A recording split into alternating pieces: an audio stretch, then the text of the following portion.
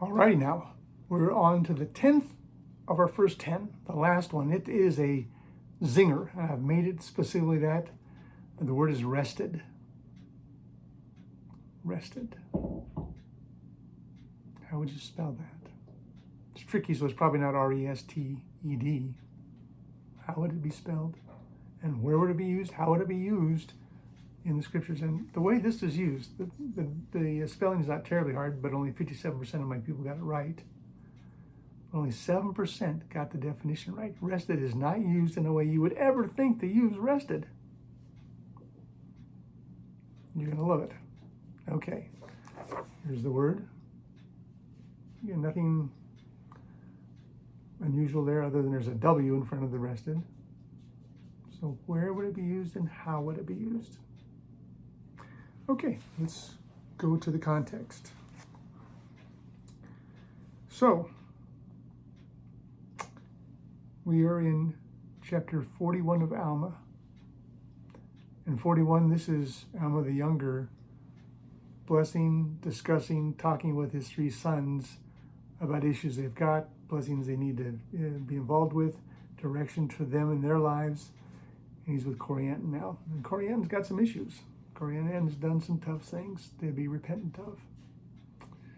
So now we're going to go, how would he use that? So I'm going to read it first.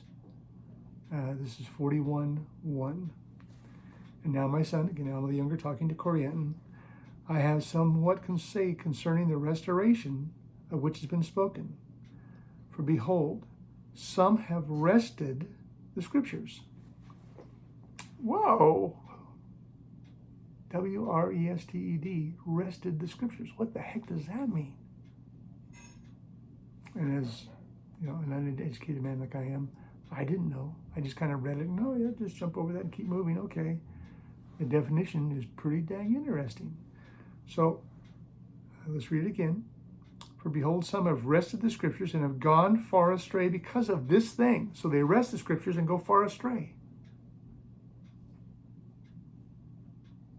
Okay, let's get the definition, because without the definition, it doesn't make much sense. Wrested, pulled with twisting, distorted, perverted. Oh, man.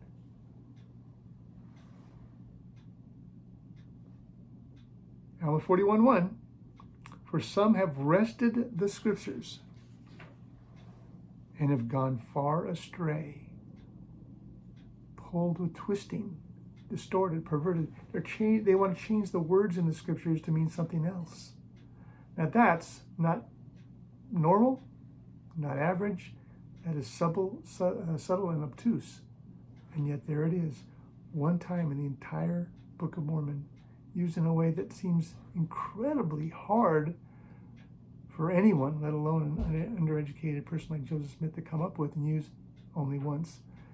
Now, this particular word is not used in the Bible once, Doctrine and Covenants not once, and Pro-Grade Praise not once. So this is another one of those, of the 1,250,000 words in the Book of Mormon, or in the full scriptures. It's used one time and used precisely correctly in a way that the average, I feel like I'm average person reading it would go, I kind of understand, I don't really know. Very difficult to gather correctly. And here he is. Boom. It's precise. We've done 10 now. If you follow through the whole 10, you think what you'd want to think.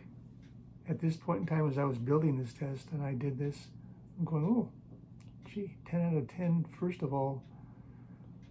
Yeah, again, Joseph might have known this word or might have known that word. I don't know. But could he with consistency, and it had to be him, if he wrote the Book of Mormon, it came from his mouth and his brain.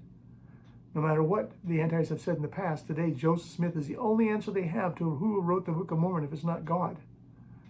And you look at that and say, could Joseph have done that? Used that word wrested in a way that we just read?